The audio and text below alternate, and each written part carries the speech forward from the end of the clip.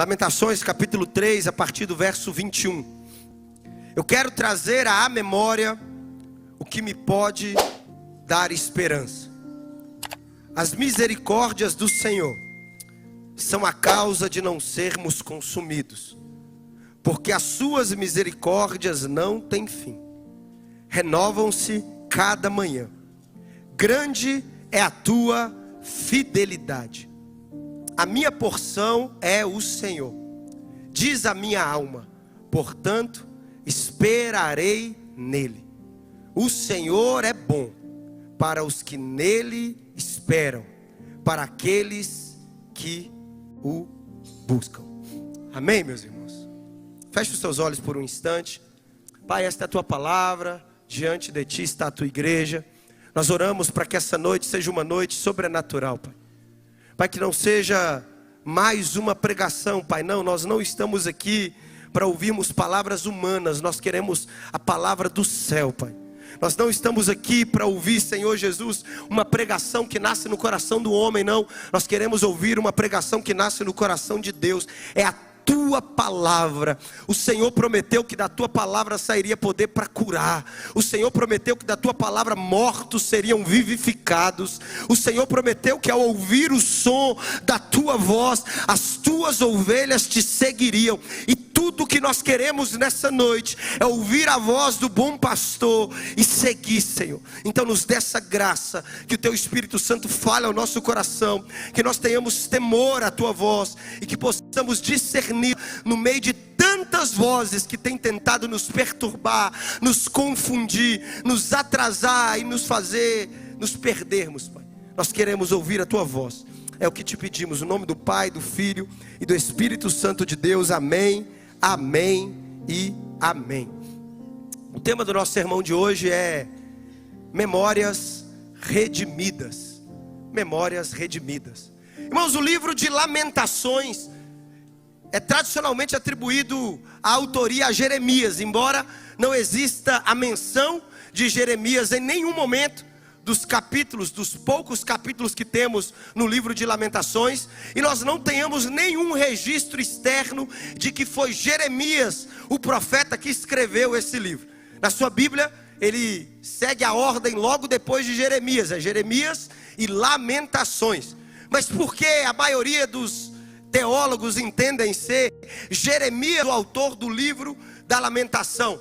Porque Jeremias, ele é um profeta que vive no período da queda do reino de Judá, e ele vê a cidade sendo destruída, e ele tem um hábito de escrever e uma forma de escrever, que é uma forma de escrever em lamento, um salmo de lamento. E o livro de Lamentações possui palavras muito parecidas com as palavras registradas no livro do profeta Jeremias. Existe uma forma de se escrever muito parecida. E aqui ele faz uma maneira acróstica de trazer uma fixação para aqueles que iriam recitar ou cantar as lamentações. São basicamente 22 lamentações que separam pela letra de cada letra do alfabeto hebraico. É como se fosse no nosso alfabeto de A a Z. Então, para cada letra do alfabeto, existe um verso ou existe uma lamentação. Aqui no capítulo 3, nós entramos num momento muito pontual, né? Eu não sei se foi Jeremias que escreveu. Então pode ser que eu cometa o ato aqui de vez em quando de falar Jeremias quando estava escrevendo aqui, porque sei lá se foi Jeremias ou não, né? Mas quem foi que escreveu, o cara escrevia bem, porque é bonito demais o livro de Lamentação. O começo dá vontade de você chorar. Parece os livros de Salomão, né? Quando você lê Eclesiastes assim, Salomão estava bem na bad ali. Mas fato é que quem escreveu, qual que era o cenário que ele escreveu esse livro? Irmãos, ele acabou de ver a cidade santa ser destruída pela Babilônia. Ele viu os muros da Babilônia sendo cercados por Nabucodonosor. Ele viu as entradas da Babilônia serem entupidas de pedra e sendo ateado fogo e incendiado.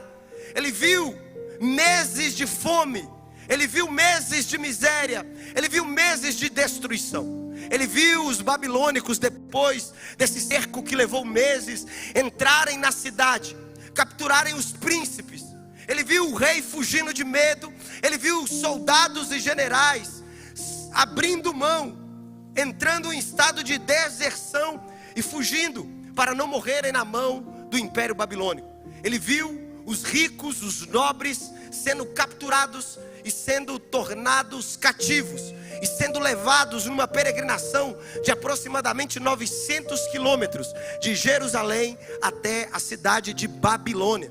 Uma caminhada hostil, uma caminhada extremamente desesperadora e uma caminhada onde muitos morreram no meio do caminho. No caminho de volta, 70 anos depois, existem registros de corpos que morreram 70 anos antes indo para lá. E os esqueletos ficaram no meio do caminho. Era um caminho de vale de ossos secos. Era um caminho esquelético. Era um caminho de morte. Aqui, quem está escrevendo o livro de Lamentações está vendo a cidade em ruína. Ele olha para o presente e vê os muros destruídos. Ele olha para o presente e vê o templo destruído. Ele olha para o presente e vê os materiais do templo roubado. Ele vê a cidade saqueada. E ele vê os incêndios agora se apagando. E tudo que tem é um cenário de caos. É um cenário de destruição. É um cenário de morte. É um cenário de miséria. É uma cena assustadora, não é verdade? Eu não sei se vocês acompanharam. Essas últimas 2 semanas aconteceu um incêndio no Havaí. Não sei se vocês viram.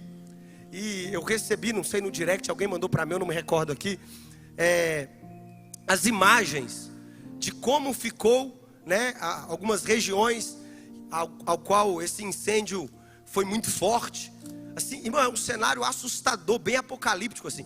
Tem uma avenida que os carros estão todos queimados assim, parece The Walking Dead, sabe?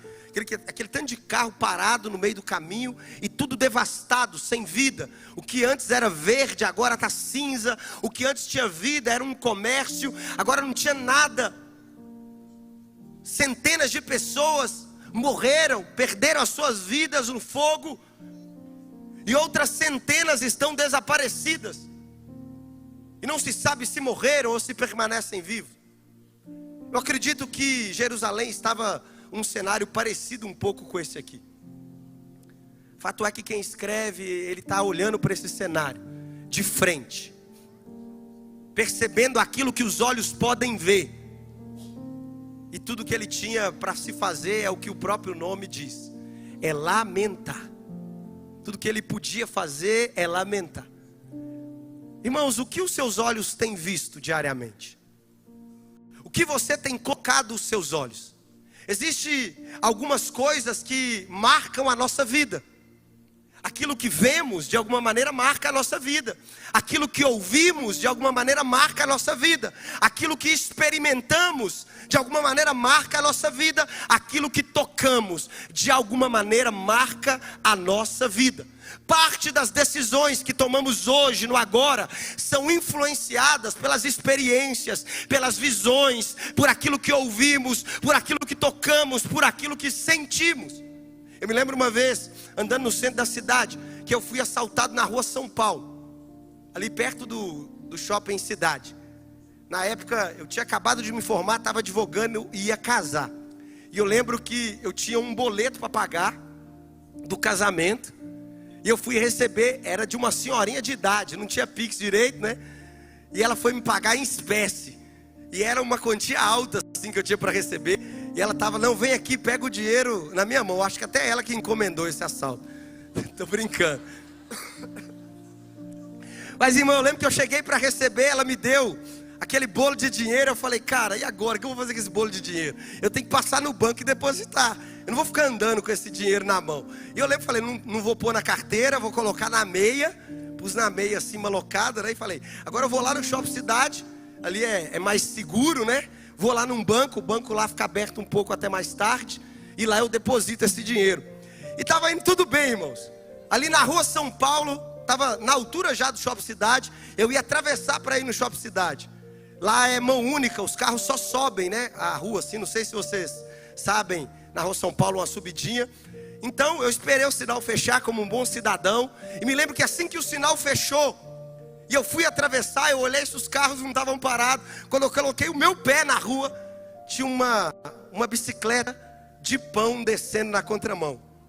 Irmão, eu só me recordo da minha cabeça batendo assim no asfalto algumas vezes, e um monte de pão se espalhando assim, ó. Que aí eu lembro que eu sei que foi atropelado por uma bicicleta de pão no centro da cidade. Irmão, qual a possibilidade disso acontecer? Não, imagina se eu morro e coloca na minha certidão de óbito: morreu atropelado por uma bicicleta de pão no centro da cidade. Podia morrer pela perseguição, entendeu? Morrer sendo perseguido pelo governo, pelo Islã. Morrer para bicicleta de pão. E outra coisa, faltava um mês para eu casar. Imagina um mês para casar, eu caso virgem. Eu morro virgem, eu ia ficar bolado demais. Chegar no céu e falar: Senhor, o Senhor me levou virgem. Faltando um mês para casar, segurei a onda lá, o trem tudo. Na hora da vitória, com sabor de mel, o Senhor faz um negócio desse. Irmão, caí. Bati a cabeça lá, apaguei. Não me lembro de muita coisa. Só me lembro, eu dentro da ambulância, estava indo para o João 23, hospital especialista em traumas. E a única coisa que eu me recordo é que eu estava sem os meus sapatos e sem a minha meia. E aí na hora que eu olhei, eu falei: meu Deus, o dinheiro. E aí eu falei, na hora que eu cheguei no hospital, passou algumas horas, a minha cabeça já estava voltando ao normal. Eu comecei a perguntar a todo enfermeiro que passava: aqui, cadê a sacolinha com as minhas coisas? Traz a sacolinha para as minhas coisas. Irmãos, me roubaram o dinheiro. Levaram meu dinheiro, meu cartão da UAB. Na época eu tinha carteira da UAB e mais algumas coisas lá também. E lembro que assim que a minha esposa entrou para me visitar, na época era noiva ainda, assim que ela entrou, eu comecei a chorar. Eu falei: não vou conseguir pagar o negócio do casamento. Roubaram, me roubaram. E eu peguei um trauma, irmão, de passar ali na rua São Paulo. Eu acho que depois disso, isso deve ter acontecido em 2017, se eu não me falha a memória. Acho que eu passei lá na minha vida umas 2 vezes depois disso. Porque você já reparou que coisas que marcam você tende a não ir naquele lugar, a não fazer a mesma coisa, a não repetir aquele mesmo evento? E geralmente qual é o cenário de coisas que marcam a sua vida? Assim como talvez estava o cenário do meu coração quando fui atropelado e me roubaram, faltando um mês para casar. Talvez o cenário do que você olha hoje é um cenário de completa destruição. 2 livros da Bíblia falam de um lamento no momento de dor: o livro de Jó e o livro de Lamentações. A diferença é que o livro de Jó fala de um lamento pessoal, de alguém que está sofrendo porque não sabe o porquê está sofrendo.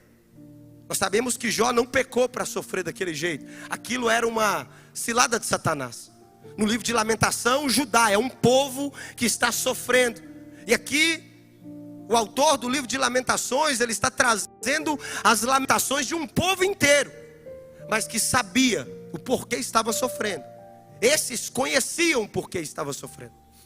E é no meio desse momento de crise, ao olhar, ao perceber que faltava perspectiva, ao olhar para o mundo externo e ver as ruínas da cidade que um dia foi linda, ao olhar para a realidade espiritual que um dia foi vistosa, avivada e agora era seca, ao olhar para um povo que outrora foi rico e agora era miserável, ao olhar para um povo, uma nação que outrora era livre e agora era cativa na Babilônia, ele olha para esse cenário e ele decide sair das cinzas, ele decide sair da miséria, ele decide se levantar dos escombros.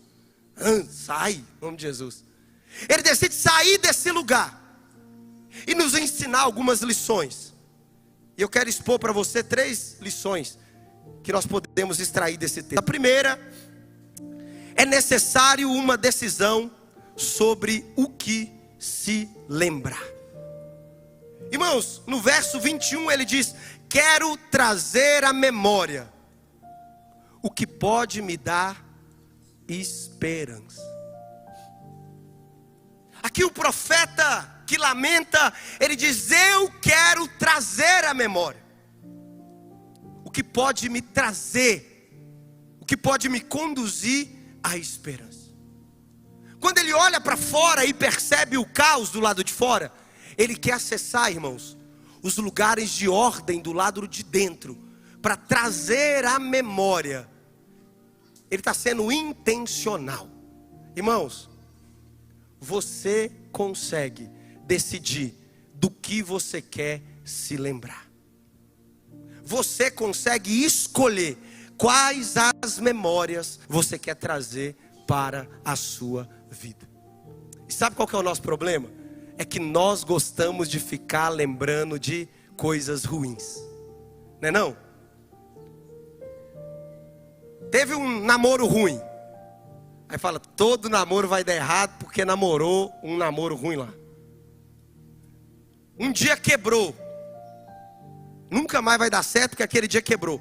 Foi assaltado um dia lá, ainda vai ser assaltado de novo. Irmãos, quantas vezes você passou numa rua? Passou 300 vezes.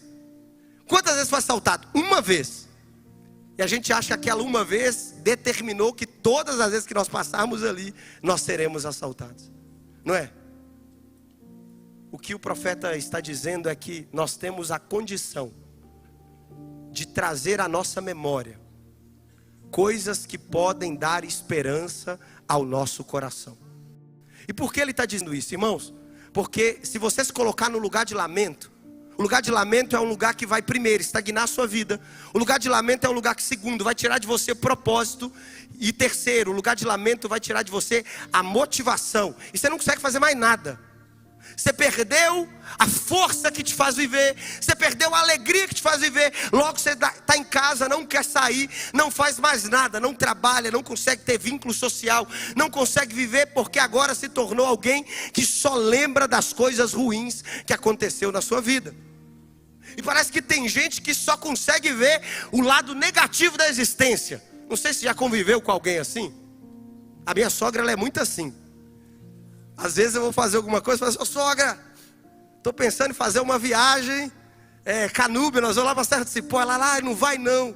Você viu lá que pegaram uns meninos lá na Serra do Cipó, cortaram eles pedacinhos, sumiram com eles. Falei, sogra, mas não vai acontecer isso comigo não. Falei, não, estou indo para o Chile, em lua de mel. Não faz isso não. Você viu o avião que caiu, que eles tiveram que comer, as pessoas lá dentro mesmo, porque faltou comida. Falei, miséria, tudo que faz dá um negócio errado. Sempre lembra de uma tragédia, né? Mas irmãos, é possível trazer à memória coisas que te dão esperança. Agora, o que te dá esperança? Porque essa que é a dúvida. Seja Jeremias ou quem escreveu isso aqui, ele está diante de um escombro. Eu estou com dificuldade de falar escombro, não é possível um negócio desse. Ele está diante dos escombros da cidade, da destruição da cidade.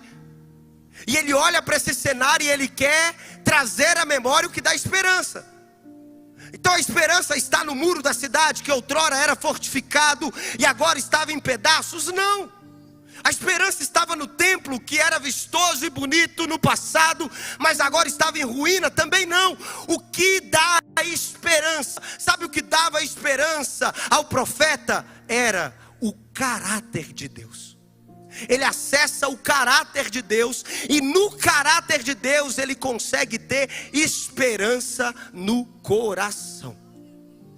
E o caráter de Deus fala dos atributos de Deus. Porque, irmãos, existe uma realidade de Deus que não é a nossa realidade. Sabe qual é? Deus é imutável. Você muda o tempo todo, irmão. Hoje você está cheio de dor, antigamente não tinha dor nenhuma. Não é verdade? A gente vai ficando velho, dá umas dores no joelho, na coluna. Fui subir ali para orar, irmão, já deu 2 estralos. Eu falei, que isso, cara? Estou sedentário, estou precisando fazer uns exercícios aí, né? Já me lembrei, né? Pregando sobre lembrança. Já falei assim, me lembrei de quando eu corria e não cansava. Era um jovenzinho auspicioso, cheio de força, um jovem dinâmico. Agora eu sou um jovem cansado, porque a gente não deixa de ser jovem nunca, né? Vai até 90 anos, é jovem, mas já mais cansado, mais abatido pela vida, mais sofrido. A nossa memória esperançosa precisa estar, irmãos, no caráter de Deus. Porque se eu e você mudamos, e mudamos fisicamente, a gente envelhece, muda a estética, muda a aparência, muda o gosto. Tinha coisa que no passado você não gostava, hoje você gosta. Quando era criança você não gostava de café, hoje eu não vivo sem café. Quando era criança falava, nunca vou beijar na boca. Hoje o pastor tem que ficar falando, cuidado filho, para de beijar na boca aí demais, misericórdia. Tinha gostos e prioridades que hoje mudaram completamente. O profeta não está falando da esperança vinculada ao gosto daquilo que nós achamos ou do nosso sentimento. O profeta está falando da esperança vinculada ao caráter de Deus, porque Ele é imutável. Deus é bom quando você era criança, Ele permanece bom com você sendo adulto, e Ele permanecerá bom com você sendo idoso, morrendo, dando tudo certo. Deus é bom no dia bom, Deus é bom no dia mau, Deus é bom no ontem, Deus é bom no hoje, Ele será bom amanhã, porque isso é parte de quem Ele é, e Ele não muda, Ele permanece para sempre, o mesmo. Amém, meus irmãos? O convite é: você precisa hoje tomar uma decisão para trazer à memória o que pode te dar esperança. Hoje você precisa tomar uma decisão de se lembrar de algumas realidades de quem Deus é. O profeta faz isso. O segundo ponto é: escolha lembrar-se das misericórdias do Senhor. Versículo 22 e 23 diz: as misericórdias do Senhor são a causa de não sermos consumidos, porque as suas misericórdias não têm fim, renovam-se cada manhã. Grande é a tua fidelidade. Irmãos, o profeta olha para a cidade destruída, o caos, está tudo acabado, mas ele percebe que Deus, mesmo no juízo dele, agiu com misericórdia. Até o juízo de Deus na vida de quem é salvo é um juízo misericordioso. Irmãos, tem coisa que não é Deus te destruindo, é Deus te podando. Tem coisa que não é o diabo que está tirando, é Deus que está te livrando. E nós olhamos para esse cenário e precisamos nos lembrar, independente do que está acontecendo na nossa vida, lembre-se que Deus sempre age com misericórdia com você. O profeta olha e ele não fala que Deus tem uma misericórdia, ele fala de misericórdias no plural. Parece que existe uma medida de misericórdia para cada dia. Ela vai se renovando. Ontem você errou demais, cara, mas Deus estendeu a misericórdia para você ontem. Hoje também você vacilou um bocado, mas Deus estendeu misericórdia para você. Amanhã você vai errar também, e Deus vai continuar estendendo, porque Ele renova a misericórdia todos os dias. O pastor Elber Campos Júnior, ele tem uma definição de misericórdia na teologia sistemática dele, que ele diz que misericórdia é quando Deus não nos dá aquilo que nós merecemos. É quando Deus não oferece o que você de fato merece. Irmão, você já imaginou se Deus punisse todas as vezes que você errasse? Misericórdia é quando Deus te poupa. Misericórdia é quando, ao invés de vir um juízo solapante sobre a sua vida, é que ao invés de você ser consumido por dentro pela sua culpa, Deus por misericórdia te poupa. Irmãos, Deus já te poupou de tanta treta nessa vida por misericórdia. Olha aí o tanto de relacionamento, irmão, que você nem sabe por que acabou. E hoje você olha para trás e olha e fala assim: meu Deus, eu estava com essa desgraça.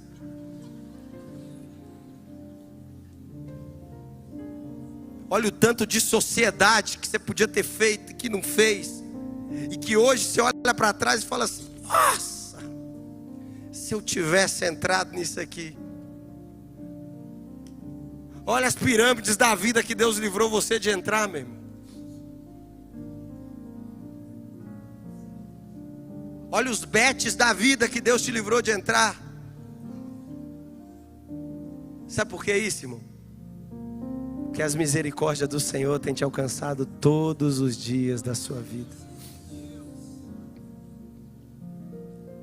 aqui ele está lembrando que as misericórdias do Senhor é a causa de nós não sermos destruídos. Você está vivo aqui porque tem um manto, tem um edredom de misericórdia estendido sobre você. Está respirando porque tem misericórdia sobre a sua vida.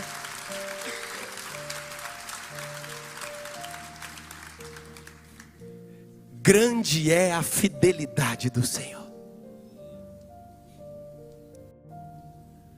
Irmão, você já parou para pensar no tanto de coisa que Deus te poupou só essa semana? Olha no seu trabalho aí o tanto de crise que Deus já te poupou. Olha na sua família, irmão, o tanto de confusão que Deus já te poupou. Às vezes você chega, o negócio resolveu lá, não precisou nem intrometer porque Deus estava resolvendo já. Nós precisamos trazer à memória o que nos dá esperança. E o que nos dá esperança? Nós temos esperança porque temos um Deus misericordioso. Nós temos esperança porque temos um Deus que é grande em fidelidade. Isso fala do caráter de Deus e não do nosso caráter, irmãos. Você pode ser infiel, mas Deus permanece fiel. Você pode faltar com misericórdia, mas Deus permanece misericordioso. Mas veja bem, misericórdia não é o tempo que você tem para você viver de qualquer maneira. Misericórdia é o tempo que Deus está te dando para você consertar a sua vida antes que Ele cobre de você. Antes que Ele venha com o juízo e fale assim: filhinho, a conta chegou, a fatura do cartão chegou na sua vida. E às vezes a gente sabe que está errado. Você, mas estou fazendo errado, não está dando nada, então eu vou continuar fazendo. Não, irmão, não está dando nada, é porque Deus está deixando a misericórdia dele te cobrir. Mas uma hora a conta vai chegar, uma hora o ciclo vai apertar para você. Então corrija enquanto há tempo, irmão. Aproveita enquanto há tempo. Aproveita que está tudo certo. Eu sempre brinco aqui que depois que a gente vira crente, a gente não pode nem pecar mais, né? A gente não consegue pecar mais em paz. E depois que vira pastor, então, aí você não pode pecar mais de jeito nenhum. E agora que é pastor de Lagoinha, não pode. Esses dias eu estava aqui, eu não sei com quem, eu fui comentar, estava comentando com você, né, Rafa? Estava ali, quietinho, irmão. Aí de repente eu recebi uma mensagem no Instagram, a mensagem falava assim: pastor, o senhor fala que não pode pecar? Não pode mesmo, né? Estava vindo o senhor ir para o culto, o senhor passou ali no acostamento, ali na MG10. Era o senhor mesmo, né? Eu falei: que miséria, era eu mesmo. Falei: minha irmã, perdão, eu vou ter que confessar o pecado, fui eu que passei no acostamento. Eu não posso nem pecar mais no trânsito, gente, agora alguém está me observando, que eu peco também. Falei: perdão, Senhor. Eu vou tampar a placa assim, colocar o rosto do Bauchita lá no negócio assim, vai achar que é ele, né, que está pecando. E sair fazendo. Não posso nem pegar acostamento mais, irmão. Mas por quê, irmão? Graças a Deus foi uma ovelha. Mas podia ser um fiscal de trânsito me dar uma multa. E o Espírito Santo soprou assim: olha quanto que é uma multa de acostamento numa BR. Irmão, é mais de R$1.000. E se eu tivesse tomado a multa, sabe o que eu estaria fazendo? Eu estaria querendo: Senhor, por que o Senhor deixou isso acontecer comigo? Fiel, tomei R$1.000 lá de multa, como é que eu vou pagar essa multa? Não somos assim? Mas a misericórdia do Senhor me alcançou e eu tomei vergonha na cara. Não vou pegar mais o acostamento lá. E tem um monte de coisa que Deus está enviando aviso para você. Deus está pegando uma pessoa e falando assim: não faz isso mais não. Está enviando um amigo, a mãe está falando, o tio está falando, o pastor está falando. Não deixa o caldo entornar, não deixa a sopa azedar. Conserta enquanto Deus está deixando a misericórdia estendida para você. E o terceiro ponto, e aqui eu caminho para o final: repouse na bondade de Deus. O texto finaliza no verso 24 e 25 dizendo: a minha porção é o Senhor. Diz a minha alma, portanto esperarei nele. O Senhor é bom para os que nele esperam, para aqueles que o buscam. A porção do profeta não era mais o cereal que ficava guardado nos armazéns do templo. A porção do profeta não era mais o que estava armazenado como oferta para ele receber. A porção do profeta não era mais os bens. A porção do profeta não era mais a cidade. A porção do profeta era o Senhor. Ele era a porção. E se Deus, o Senhor, era a porção, o profeta entendeu uma coisa que eu e você precisamos entender, e que temos dificuldade de entender. Irmãos, se nós queremos trazer à memória aquilo que pode nos dar esperança, se nós queremos entender a misericórdia do Senhor, que é grande, que se renova, que é a motivação, é a causa de estarmos vivos ainda hoje, nós precisamos descansar na bondade do Senhor, porque Deus é bom para aqueles que nele esperam. O que o texto está dizendo é que existe um tipo de pessoa que não consegue experimentar a bondade de Deus. São chamados os precipitados. Quem precipita não experimenta a bondade de Deus, porque está buscando a sua própria bondade na força do braço. O texto está dizendo que existe um lugar para aqueles que descansam, para aqueles que esperam, para aqueles que confiam no Senhor. E qual é o mal do dia de hoje? O mal do dia de hoje é precipitar. É achar que vamos resolver pela nossa ansiedade. É muitas vezes tomar uma decisão sem orar, tomar uma atitude sem orar, fazer algo pela nossa própria expertise. Não, deixa que eu resolvo, eu dou meu jeitinho. Não, deixa que eu vou ali, eu faço um negócio aqui, ó, assim, assim, assado. Irmão, a gente faz isso o tempo todo sem perceber. E muitas vezes deixamos de experimentar a bondade de Deus, porque queremos buscar a nossa própria bondade. Irmãos, a sua bondade, ela dura um pouquinho, mas vai embora. Mas a bondade de Deus, ela permanece para sempre. A sua bondade, ela tem data de validade. Ela começa agora e daqui a pouco está indo embora. Mas a bondade de Deus, irmãos, não tem data de validade. No rótulo está escrito assim: essa bondade é eterna, porque tudo que Deus faz dura para sempre. Tudo que Deus faz é bom, é perfeito e é agradável. Tudo que Deus faz, irmãos, reflete quem Ele é.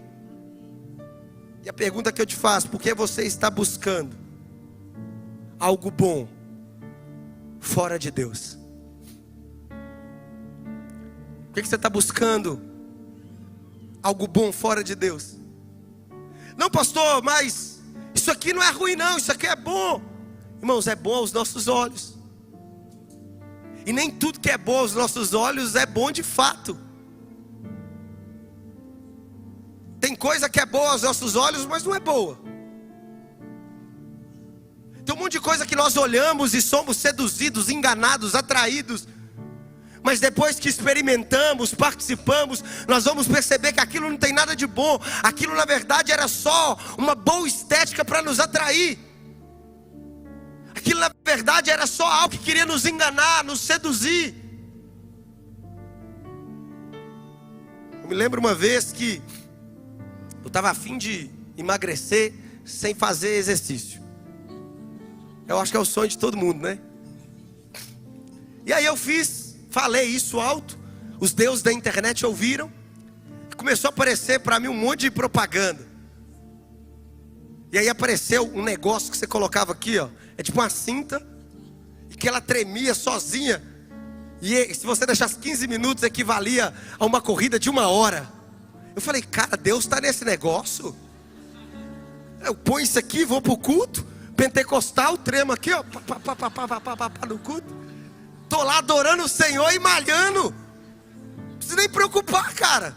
Fico lá baixinho aqui, a mãozinha levantada pentecostal e o negócio vibrando aqui na barriga. E eu, cara, abdominais sem fazer nada. Não estou correndo, não estou nada. E estou pá. E aí eu olhei o preço daquilo, irmão. Aí desanimei.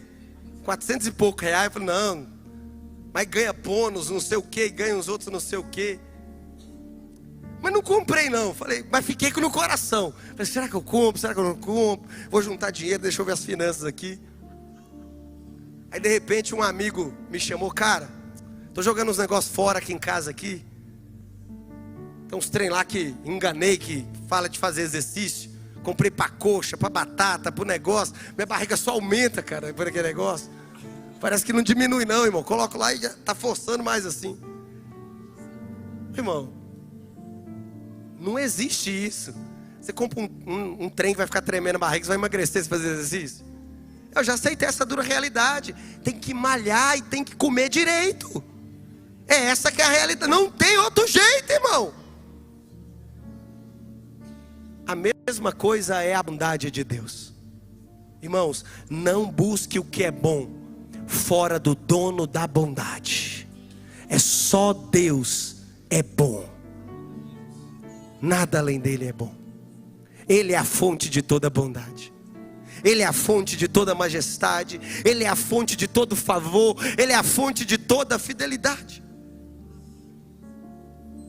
E às vezes o que você olha para você agora, e a gente já caminha para o final, pode ficar de pé no nome de Jesus. É que talvez você está aqui num cenário de falta de perspectiva, num cenário de falta de esperança, num cenário de falta de um motivo para continuar, irmãos. Eu quero te dar um motivo para continuar. Eu quero te convidar nessa noite a parar de olhar para a terra e começar a olhar para o céu. Eu quero te convidar nessa noite a parar de ouvir os homens e começar a ouvir a Deus. Eu quero te convidar nessa noite a parar de ver as tragédias desse mundo e a olhar para a eternidade, porque Deus está fazendo uma coisa boa. Boa, meu irmão. Ele está fazendo algo bom. A misericórdia dele, a fidelidade dele, a bondade dele. Existe algo para nós, mas nós precisamos trazer à memória quem Deus é e o caráter dele, que é imutável. Pare de olhar para as tragédias da sua vida. Pare de olhar para as dores da sua vida. Olhe para o caráter de Deus. Ele continua sendo bom. Ele continua sendo Deus. Ele continua sendo imutável.